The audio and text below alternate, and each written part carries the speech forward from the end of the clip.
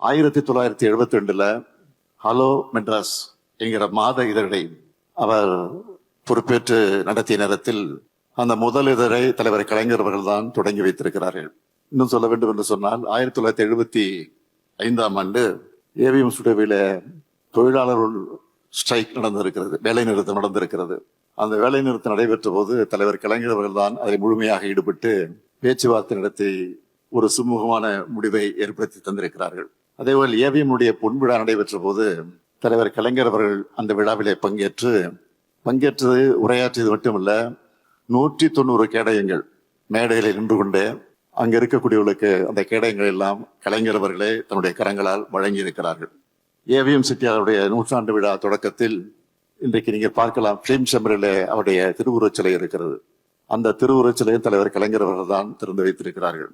இதற்காக இதையெல்லாம் நான் சொல்லுகிறேன் என்று சொன்னால், கலைஞருடைய குடும்பத்திற்கும் கலைஞருக்கும் ஏவிஎம்முக்கும் எந்த அளவுக்கு உலகம் உங்கள் கையில். மாண்புமிகு தமிழ்நாடு முதலமைச்சர் திரு மு க ஸ்டாலின் அவர்கள் 10 லட்சம் மடிக்கணினிகள் வழங்கும் மாபெரும் விழா.